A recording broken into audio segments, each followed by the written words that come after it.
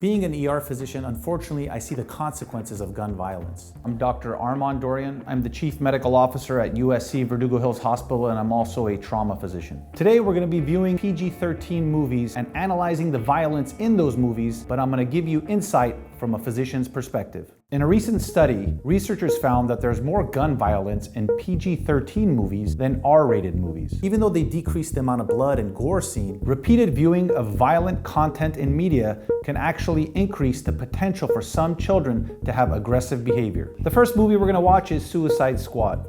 In this scene, we see the Joker and Monster T get into an altercation. Yo, Jay. Here is a bullet to the head. It is one of the most gruesome things to ever witness, but we're not seeing any significant trauma pictured in that scene. You don't see the blood, you don't see brain spatter, you're just seeing somebody's head rock back and forth.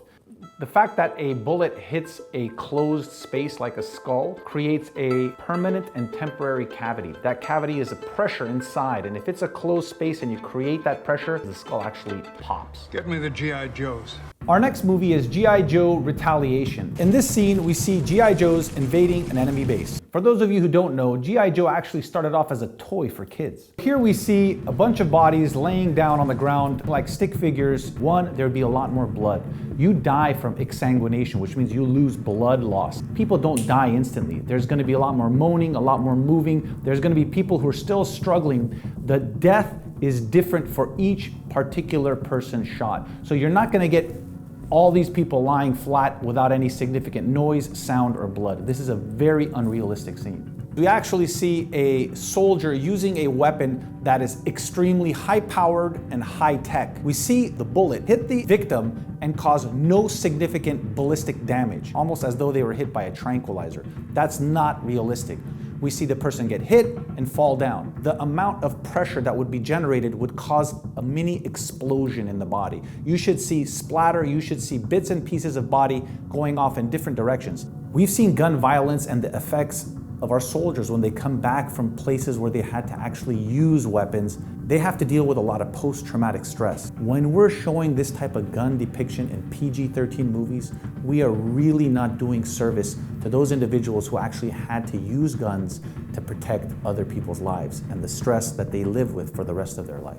Now we're gonna watch Mission Impossible Rogue Nation. In this scene, they find themselves in a crowded restaurant and they gotta shoot their way out to escape the enemy.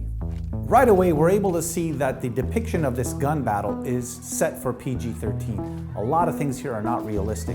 It actually looks to be more like a BB gun fight than an actual gun battle.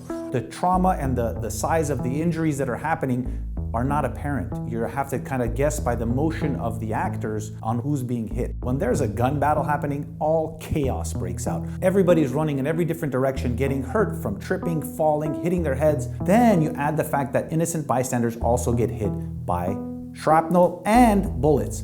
It's not just somebody gently falling to the floor or ducking their head on the table. What actually happens is a lot more gore, a lot more blood, and unfortunately, a lot more chaotic scenes. PG-13 movies try to decrease the reality or gore that is seen in gun violence. That is done to protect the kids, but perhaps we're not doing them justice. Many of these movies depict the person using gun violence as the hero. Thinking gun violence as an option should not entertain their brains. Many times those guns not only become a problem for the person that they kill or shoot, but they can become a problem for the person who would use them.